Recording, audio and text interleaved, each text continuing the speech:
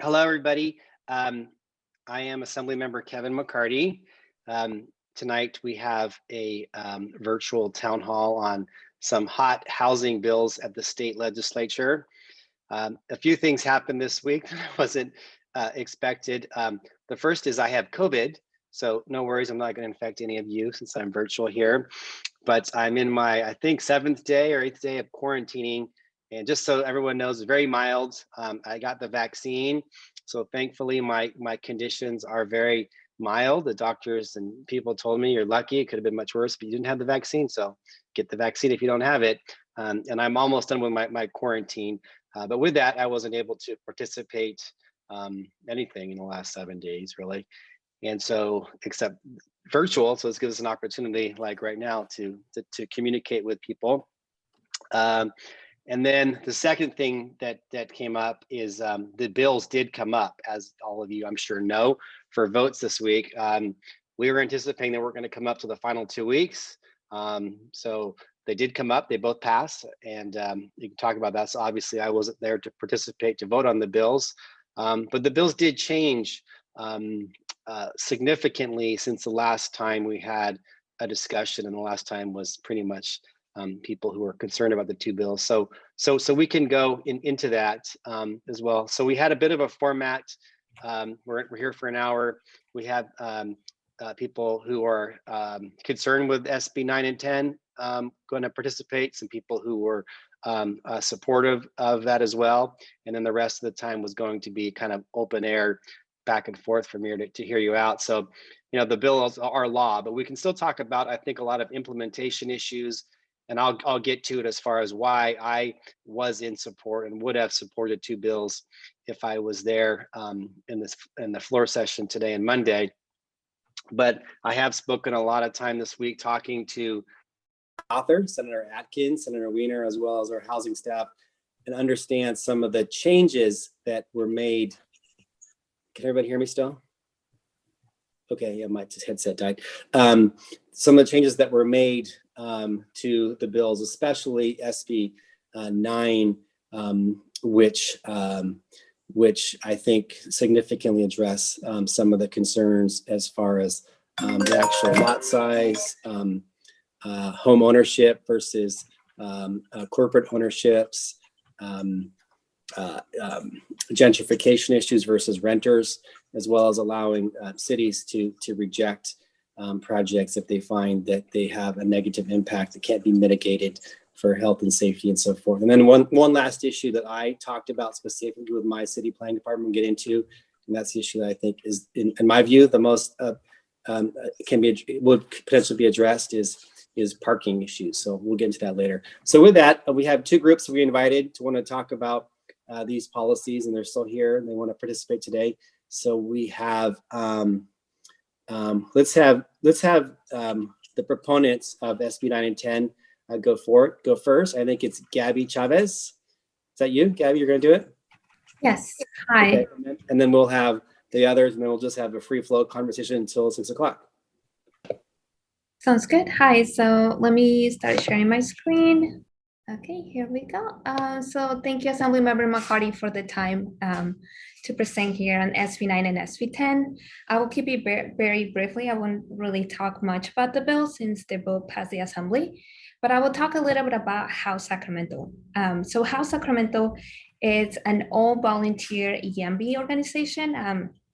We volunteer, we're trying to increase more housing in the area of Sacramento. We're looking for affordable, more inclusive and higher density housing in the area.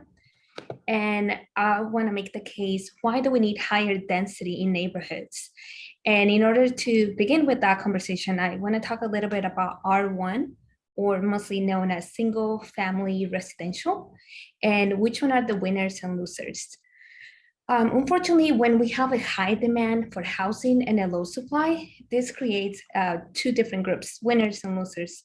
People who bought their homes many years ago see their home price rise, and people who are new in the area or younger are seeing rapid increase in housing costs, either in rent or when we're trying to buy a house. So this is a strong characteristic of high demand and low supply. When cities prohibit development in amenity-rich neighborhood, this housing demand doesn't disappear. Just because we don't have enough housing doesn't mean that people doesn't want to buy a house or want to live in a hot neighborhood like Midtown or East Sacramento, Long Park. But what it does is that it pushes people that were in those neighborhoods before to other areas, which we call it gentrification. We have seen it in San Francisco, in the Mission District, and it also creates more problems for people who commute and they have to work in these areas of employment. What we see is that also these high opportunity neighborhoods are still very much out of reach for many Americans.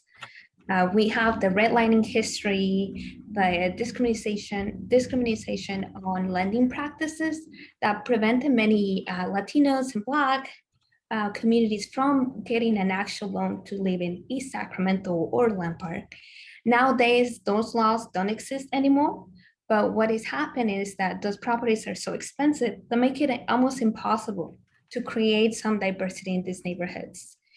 And we all know that these high opportunity districts and areas come along with great benefits like great school districts, more opportunities, proximity to like high employment areas. And one way that we can think of our current housing structure is look at our demographics, where it's all changing. Right? We have a lot of young, very diverse community who may wanna not buy a house, but they may still wanna live in this area that have great benefits. So what's another way that we can make this happen? If you cannot buy a house in this expensive neighborhoods, and if you maybe don't even want to buy a house, we can increase the density in these areas by having a duplex, a fourplex, making it more easy and accessible for other demographics. So why do we think we need SB9 and SB10? I don't need to convince anyone about the California's housing shortage. We all know that according to the California Housing Community Development Department, California will need an estimate of 1.8 million new homes by 2025 in order to meet the demand. Yeah, we're just barely building 80,000 new homes. The biggest impact is on the lowest income families of the state. So we see high displacement, people are more susceptible to homelessness and instability. SB9 built out from an example that occurred in Los Angeles. It was very successful, increasing the number of ADUs, and it compromised 1/5 of all new housing stock in LA. So we see that as a great example. And SB10, one of the biggest benefits is that it will lower the construction pro cost. Both are good things that we need to increase the housing supply. And with that, I conclude my presentation. Let me know if you have any questions. Thank you, Gabby. We'll certainly come back to you. Thank you for the presentation. Next, I'm not sure who's going to be the presenter here. Was it you, Maggie? Yeah, Okay. I think Chris did join. Okay, great. So let's see. I just need to share my screen. Great, thank you. Well, I found the comments very interesting. Thank you, Gabby. Unfortunately, and my presentation will show this, SB9 and 10 will not provide more affordable housing. In fact, it will take away housing. Let me just, let me address some of your points. So, as you know, unfortunately, these two bills have already passed the Assembly and they're headed to the Senate for concurrence, then to the governor's desk. These bills essentially eliminate single-family neighborhoods and cut out public input about land use. That's the whole purpose of these two bills. And I'm glad you mentioned that the state has already mandated that all residential properties have to have, all cities have to allow at least 2 accessory dwelling units. These two bills aren't about that. They're not about accessory dwelling units. So it's interesting that you brought up that example from LA. SB9 would allow 6 to 8 units on what is now one single family lot, and SB 10 would allow up to 14 units. It's interesting, one of the amendments was to say that for SB 9 is that a property owner could not take full advantage unless they lived on the property they stated their intention to live on the property for 3 years, which is completely meaningless. Nobody's going to be able to enforce intention. And 3 years is a pretty short time frame. You're still going to see significant changes in neighborhoods if these two bills do take effect. So they do not preclude single family housing. I know that's something some people have said, but they abolish single family neighborhoods. So basically they turn single family neighborhoods into multifamily neighborhoods. They allow outside investors to replace single family homes with multifamily structures. Though there are no requirements in these bills, none whatsoever, that these units be affordable. So this is not about affordable housing. It is about densification, as you mentioned. Side and rear yard setbacks will be significantly reduced.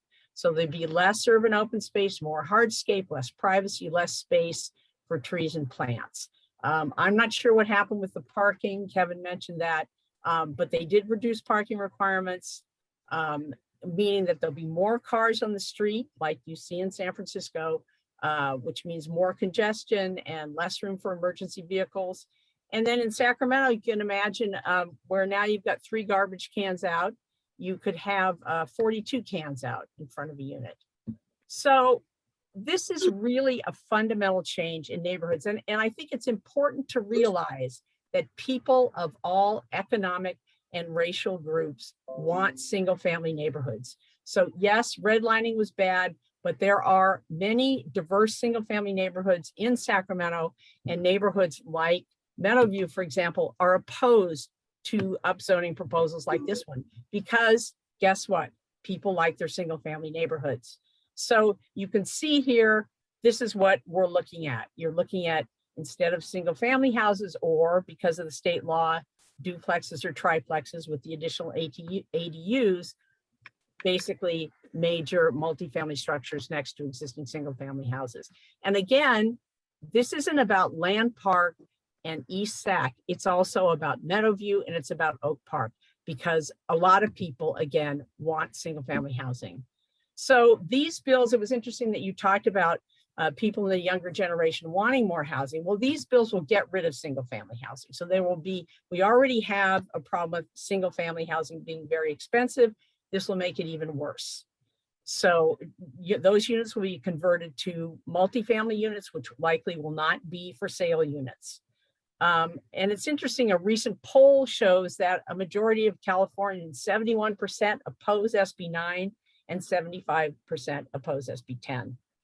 And both bills cut people, individuals and local governments, out of the land use process. Both SB 9 and 10 allow decisions to be made without informing neighbors, without public hearings, which is really critical in terms of, yes, people, again, of all racial and economic groups care what happened in their neighborhoods, care about what happened in their neighborhoods, and this bill cuts them out. The other thing that's interesting when we're starting to talk about costs and what's this going to do, both these bills will trigger higher property taxes, because property now, instead of being single family, will be valued at its multifamily value. So if somebody goes to sell a house, a single family house, it's going to make it even that much more expensive for somebody else to buy it, because the property taxes are going to be that much higher. These bills both, unless something has changed, prevent cities from requiring developers to make or pay for infrastructure improvements. So those infrastructure improvements from increasing densities could be up to 14-fold in some neighborhoods. That's going to fall on the rest of the ratepayers to do that. SB 10 dismantles environmental protections. It waives environmental review for projects, and it also lets cities override voter initiatives. I think it's good that you talked about the fact that we do need housing. I absolutely agree we need housing, and Safe Sacramento Neighborhoods agrees we need housing and affordable housing. There are hundreds of miles of commercial corridors where affordable housing and market rate housing could be built, could be properly planned for, without disrupting existing neighborhoods. And I just, I want to show this is a photo from Minneapolis, who did this past upzoning in their city, which is being challenged. You can see in the top photo, the green trees and the leafy neighborhood. In the bottom photo, it's the same intersection. It's the urban desert look of San Francisco. And the truth is, not everybody wants to live in the urban desert. Again, not all economic and racial groups want to live in the urban desert. A lot of people prefer the neighborhoods that are in that top photo. And again, I think the impact, particularly now we're facing a drought, you're going to increase demand on water. We already have trees that are not getting enough groundwater. So now you're going to put hardscape and cover over urban areas so that there's going to be less water to go to trees. That's pretty significant impact on the environment. I don't know what's happening now. Let me see if I can move this. Okay. So again, what it means, what SB910 means is fewer people will be able to enjoy single family neighborhoods and to build up the equity in single family homes. And again, people want this. There's a majority of people that want this lifestyle, and it cuts across economic and racial groups. People want moderate density neighborhoods. They want the quiet of single family neighborhoods. They want the stability to know their neighbors and build up community. So basically, SB9 and 10 make urban densities the only choice, unless, of course, somebody's got the money to buy acreage. So it's single family housing for the rich and multifamily housing, probably rental housing for everybody else. I want to speak to this, and I'll move quickly here because I know Chris is going to come on. So this claim that proposals like SB9 and 10 will enable people who can't afford to buy in expensive neighborhoods like Land Park or East Sac will be able to now live there with these two bills. I'm sorry, that's absurd. The housing that's going to be built there is still going to be market rate housing. So if you can't afford to buy in Land Park, you're not going to be able to afford to rent in Land Park either. And again, it's there are many diverse neighborhoods of in Sacramento, for example. And one of the things that we continually say is, let's not talk about, Land Park's an amenity rich neighborhood. Why isn't every neighborhood amenity rich? So that every neighborhood should have good schools, safe streets. That's how you make equity. That's how you, create an environment which is fair for everybody to live in. Everybody can't live in Land Park anyway. And so Maggie, we're past your time. Okay, let me sure just go to you one. want to have somebody else speak too. Yeah, Chris is gonna. How long? But you took up all his time too. So can he get it on just briefly? Can briefly go, but we'll have a chance to have robust Q&A. So Chris, do you want to go? Sure. Hey everybody, Chris Jones here, Sacramento resident. Given that we're already over time, I will keep this real quick. So there are a lot of issues with both of these bills. In the sense of SB9, for example, allows the splitting off and ministerial approval of lot splitting. There's a claim that you have to be an owner occupant in order to do that, but that's not really practical considering most people who own their homes have a mortgage. The bank is not going to allow you to split off half of the land that they have a lien on and sell it off to somebody else without paying that off, or even do any major building. You need a construction loan to do all that. So it's not realistic to expect a lot of lots to be split off by regular homeowners. SB 10 is almost even worse because it essentially allows local city councils to override voter initiatives when they go against the principles of this bill. It allows state agencies to hold funding hostage from cities that don't densify in the ways they want. And it potentially changes the calculation of property tax because property tax is typically calculated according to the highest and best use of a property. So what that essentially means is an end run around Proposition 13 to increase property taxes as they're transferred and sold. In general, there's just a poor compatibility with other policies that the state has pursued. The issue, like for example, we won't be having gas cars be sold in the state, in the next couple of years. If we increase the density and we remove things like off-street parking, where do we expect people to charge the electric cars that they're going to own? It's not realistic to expect someone to run an extension cord, 3 houses down or maybe 3 blocks down if they can't find a parking spot. There's been studies that say 89% of home buyers prefer single family homes. They don't want to live in dense rental arrangements. Now, some people prefer that, but 89% is a pretty high number. And essentially, given that, in conclusion, since we're kind of rushing through this, given the negative polling on both bills, in fact, a higher percentage of people polled were against it than the percentage of legislators that voted for this bill. I just have a real problem with the state of California exempting yourself, Assemblymember McCarty, imposing this vision on people that they've been pretty clear that they don't want. And ultimately, if people want to get single family homes, they're going to find them, whether that be in California or elsewhere. And if we want to be truly inclusive, we have to provide the products and the housing that people want to buy. Just building it isn't enough. There has to be stuff that people are actually wanting and searching for. Thank you. Okay, thank you. We only have, correct me if I'm wrong, Jessica, we have 23 people on the call. So if people will be, good sports here, we'll just have a free flow and people can just converse. But before we do that, I just want to say a few things for the record again. One, I didn't vote for the bills. It became late because I'm home quarantining with COVID-19. I voted for these bills before in the past. I support them. They did change significantly. So some of the things that Chris, you and Maggie said relating to SB9, I think are incorrect. They do have, for example, they do have a requirement that you must live on the property for 3 years if you're going to do the lot split. So if you can't finance it, you can't do the lot split unless you're going to live there. So there are requirements that you must live there. So I think that's pretty clear.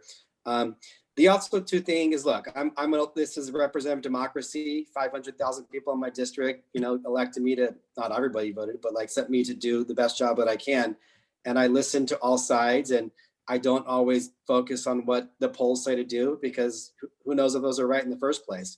And I will categorically say that it's dead wrong to say that the people of California or Sacramento oppose this. Yeah, they oppose the question. If you ask them, do you support a bill that's going to ruin your neighborhood, tear down trees, and turn your neighborhood into San Francisco and New York City? Yeah, I've opposed that too. I'd oppose that in a New York minute. But that's not the bill. And the pro side will ask another question. Do you support measures to increase housing opportunities for blah, blah, blah, the next generation millennials? I'm for that. So nothing is black and white. My job is a lot of gray in the middle. So the whole poll is just kind of nonsense. So let's get to the kind of dialogue on this. If we can respect each other, we'll let people kind of engage. So I saw a few comments out of the gate from a gentleman named Matt. Did you want to start? And I'll kind of go back and forth and pick people, which I think hear from both sides. Yeah, so I'm in favor of the upzoning. I go to House Sacramento too. My family's been in Sacramento, or not Sacramento, has been in California for over 100 years. And, there's always been homes built for them. When they came in 1910, the population was 2.5 million, 3 million. And they had a home, essentially built for them to encourage them to come. Same thing with my parents, back in the 60s, the suburbs were created basically for them as baby boomers. I'm Gen X, and I own a house now, here in Land Park. But the question is that when did we stop worrying about people building homes?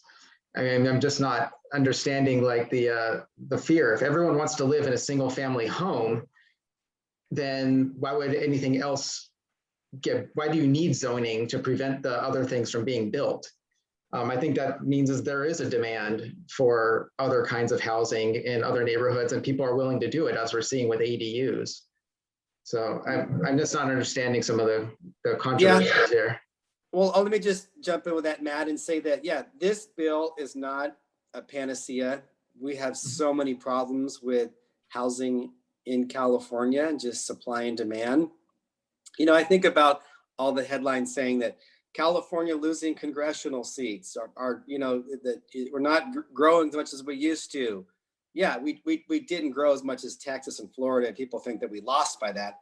But could you imagine if we had grown as much as Texas and Florida and Arizona and some of these Colorado in the last 10 years, our housing crisis then, it would be even worse. So we have a huge issue, and we can't build as much in the outskirts in the farmland where people want to build up in the foothills. Look, those are on fire. You know, we're building in fire zones. So and then we have all kinds of air quality and air pollution issues, people driving so far.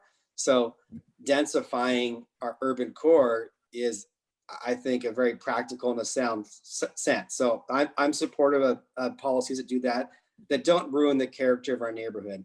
And yeah, Maggie, if I live on T, just like, you know, a few people on this call here, and you live in the neighborhood too. So if I was convinced that some of these homes would look like those pictures, I would be against this bill in a heartbeat. But I think that's unfair because it says that the bill has to exactly fit whatever you can build as a home. In other words, if you wanted to tear down your home and build a McMansion, you know, you could build 3 units in that same footprint that you could build your McMansion.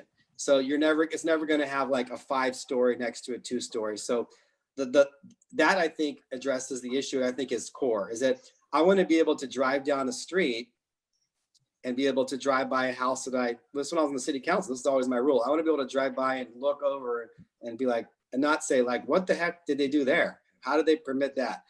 And I think that this will have that in the envelope. I did want to say, I did talk to the planning director at length, and there are some streets in Sacramento, even some in areas where I live in Elmhurst or other neighborhoods throughout the city, where if let's say if half the neighbors on that did it at the same time, which is probably not going to happen, but if there was, there are off ramps for the city to say no. One, the bill was amended saying that if there can be a finding that it's a health and safety manner, that simply can deny there's too much lot splitting density on a block, there's too much. And also the planning director has advised me that the city, when they do their ordinance, are going to also have some type of policy related to parking, that if they find that there is a block that has over concentration of cars, and, you know, I'd feel it if there is a senior who's parked let's say a senior many years ago turned her or his garage into a living space, and they park on their street for all these years. And let's say everybody on that street now lot splits, and this person can't park in front of their house anymore. That's problematic, you know. Not only could not charge their car if they get an electric car one day, but just living is hard.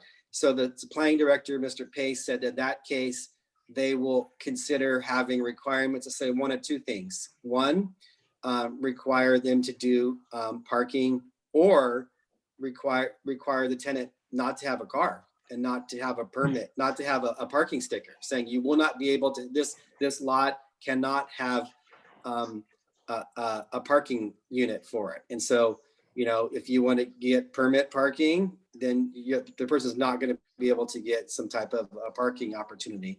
And also, let's face it, we have no idea how transportation is going to look as this bill phases in over the number of years. This bill is going to take decades to manifest around communities around California, and transportation could look very different by then, as we know.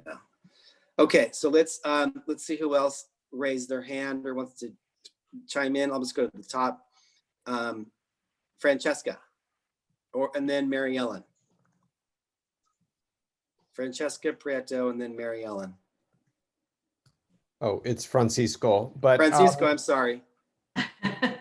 You know, I realized, I was just wondering, blinking my eyes, because I got the eye surgery, the LASIX, but somehow my I'm not sure if it's COVID or something, but I'm squinting a lot these last couple of days. So you need a refund. It's gonna go away, I know. Okay, Francisco, go.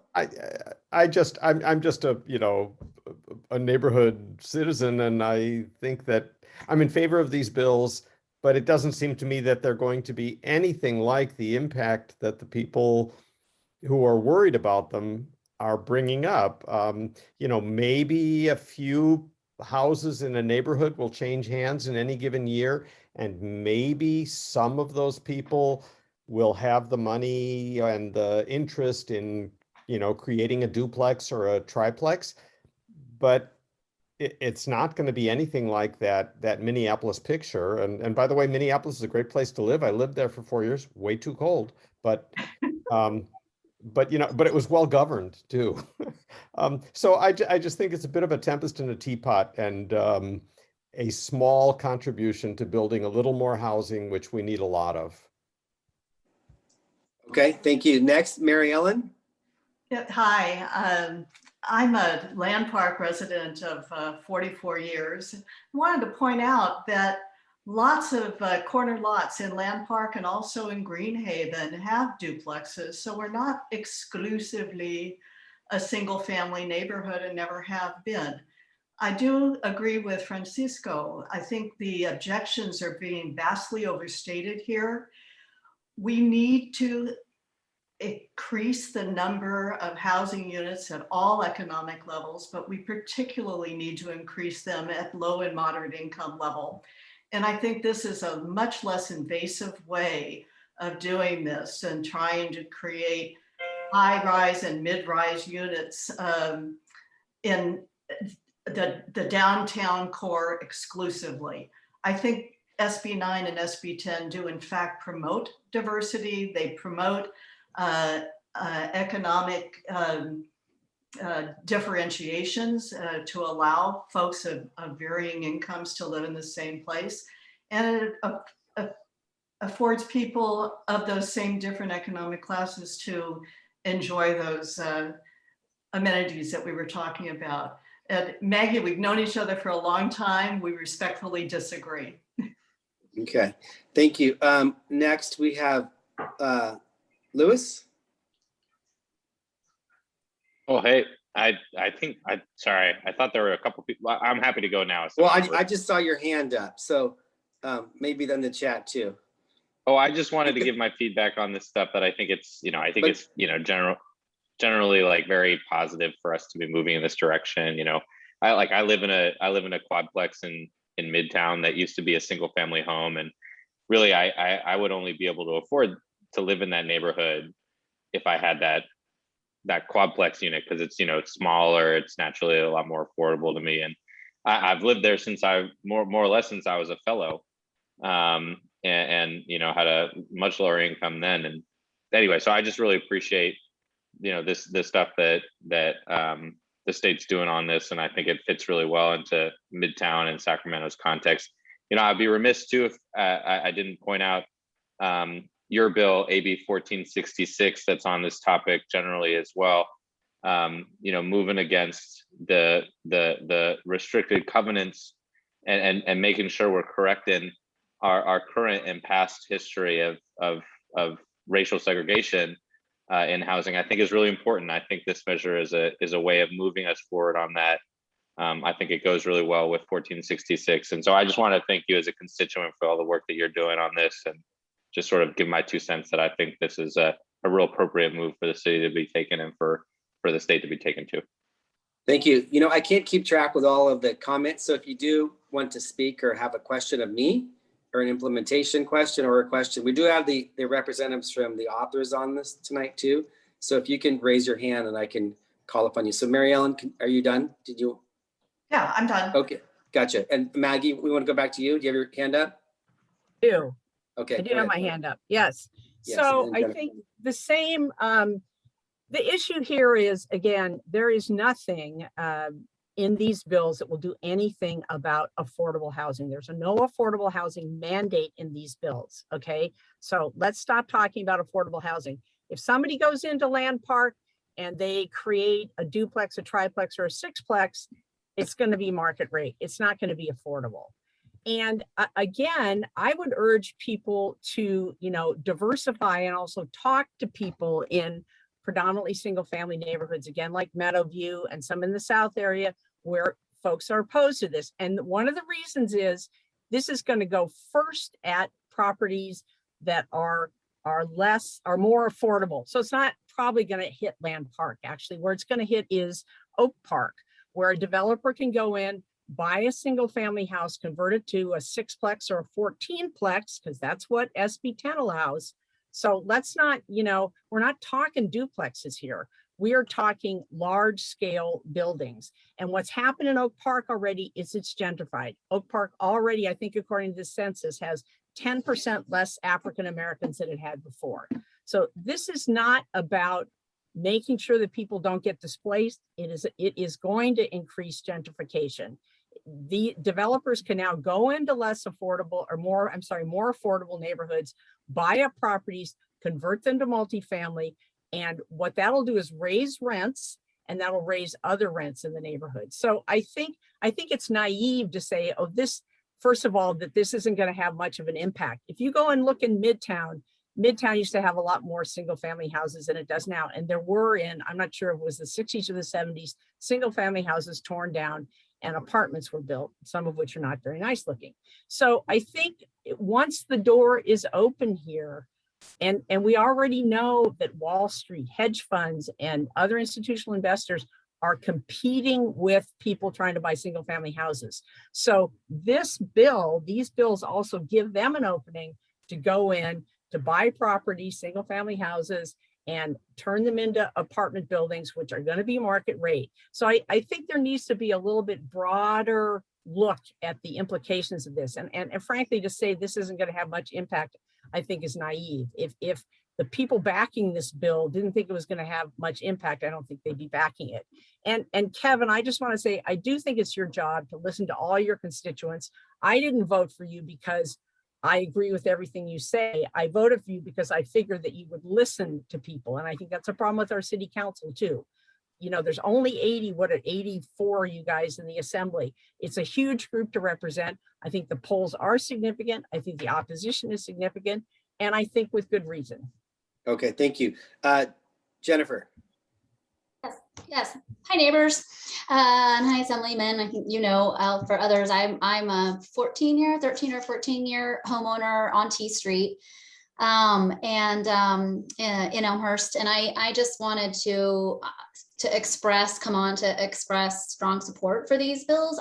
I think they could be stronger on the affordable housing component. And I'm not sure how many folks on the call tonight who are raising their concerns about these bills would change their position on it if they included affordable housing mandates. But I think there's more to do. I think that's other bills and more to build on, and we're missing housing at every price point. I'm also not sure, when I look around Elmhurst, and this whole effort in the city's general planning update have caused me to look at my neighborhood and walk around Elmhurst and look at it in a different light than I ever have. And a lot of the properties, a lot of our lots, mine included, while being on T Street, it is not a big enough lot to ever consider. I don't know how you'd fit a duplex, maybe a duplex, but you certainly wouldn't fit anything bigger than that on the footprint of our lot. So the jeopardy of our neighborhood turning into a series of kind of mid-rise apartment buildings throughout, while actually that wouldn't trouble me relative to the alternative future we're looking at for housing in the Sacramento area, just given our connection as we have it with 2 light rail stations abutting our neighborhood and the proximity we have to downtown. Like, I think our neighborhood is probably one that makes sense to densify significantly, and I would be happy with that. I understand not every neighbor is, but I actually just don't think that reality is very likely to occur, just given the lot sizes, the property sizes that we have. And I want to second what Mary Ellen's observations, that we have quite a few corner duplexes. We even have some apartment buildings in Elmhurst that predate the change to single family zoning only. And while just like some of the houses in our neighborhood, I wish they might be beautified or kept up or curb appealed a little bit more, they're no more likely to be kind of blight or problematic. I don't see evidence of rowdiness or parking issues or privacy issues just because there are more families and more people able to live there. So I wish these bills did more rapidly to increase affordable housing within our neighborhood and densified it further. But I am happy to see the state take these steps forward, and I hope the governor signs the bills. Thank you for hearing my Thank you. thoughts. Devin? He's muted. Devin, coming in? So yeah, I just want to call out in this discussion, there's a word that gets thrown around a lot that I think means different things to different people, and that's the word affordable. I'm a big fan of this bill, of anything that helps improve the housing supply, make it more responsive to the market, because I believe that that's going to make market rate housing more affordable to more people. And I think people who oppose this, they say, well, it doesn't do anything for affordable housing when they mean subsidized. Subsidized housing is a totally different thing. It's an important piece of the puzzle, but realistically, like, I don't think there's the political will to subsidize the housing for 80% of the people. And right now, there's maybe 20% that can afford market rate housing if you're buying in right now. And so we've got to figure out, how do we make that market rate housing more affordable to people, and just providing more options for people to build different types of housing that meets their needs, and increasing the supply. That's going to make it more affordable to more people. Subsidized housing is also important, but that's a different discussion. Yeah, I want to say too that, as you know, I wasn't participating today in the debate on the floor. I did actually turn on to watch it because I knew this was going to be a bill that was up today. I wish it wouldn't have been, because I wanted to have the forum before the bill, because I did want to make sure I engaged people who were concerned. And I also want to know, a lot of people who don't like this bill probably are not on the Zoom tonight because they think, why show up? It's already over. But I appreciate hearing both sides, because this issue is not going to go away. There's always follow-up. There may be follow-up bills on this. And more importantly, there's going to be ample opportunity for local government to weigh in on this. As much as you disagree, the amendments that Atkins took today and the existing bill, there's plenty of opportunity for local government. But I will say that today was very interesting and intriguing, because we had Democrats who were for it and against it. We had Republicans who were for it and against it. It's just very different in California. And just so you know, the majority of the people that the Democrats were against it were from Los Angeles and LA, which has a lot of other issues in certain neighborhoods. But majority of Northern California lawmakers in Sacramento and the Bay Area actually supported this. So one of the reasons I support it is I think that this is not going to turn around our housing supply and demand imbalance, but it will increase the amount of housing that we have. And that in lieu, that will, in my view, make housing more affordability, like simple supply and demand economics. It's not going to make sure these houses are subsidized, but having the more amount of housing on the market in turn makes housing more affordable for potential buyers. So that's why I have supported these measures. Any other hands here? Did the bills go to a vote? The bills, yeah, I'm sorry. The bills, the bill passed today with, I think, 50 votes in the assembly or so. I couldn't tell because people can add on after if they were out of the room for a second. So now they go back to the Senate for a concurrence vote, just a formality vote to ratify the changes, and then they'll go to the governor. I think that these bills will smooth sail in the Senate and the governor will sign them. In large part, for people that don't like these bills and address some legit issues, they changed. We address some of the issues in the legislature, which is what we're all about. It's not always up or down. It's how can we, tweak things along the way. So one of the top concerns is that we didn't want some of these institutional, as Maggie said, Wall Street investors coming in and swooping them up. So we do have a requirement in there for that. We did limit the number, so it can't be 6 per lot. So we won't have 42 trash cans on lots. There potentially could be more than there are now.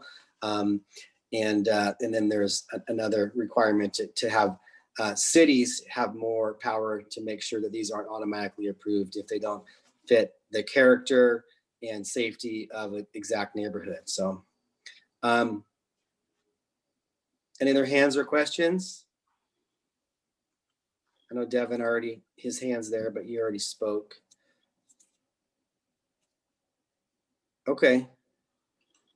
Well, thank you all for participating tonight. I know this is not an easy topic, and change is certainly hard, but this is one of the top issues that we're trying to address, and this impacts, I'm very concerned as far as, my kids, they're turn 13 years old tomorrow. They're going to go off to college one day and come back and want to buy a house. And I'm concerned about their generation. Do they come back to California? Housing is so expensive.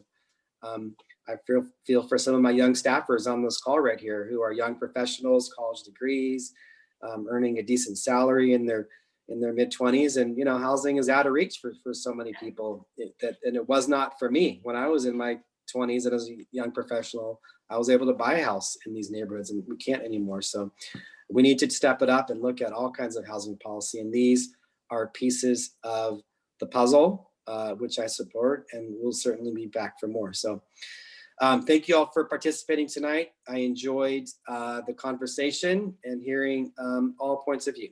Thank you. Thank you. Thank you.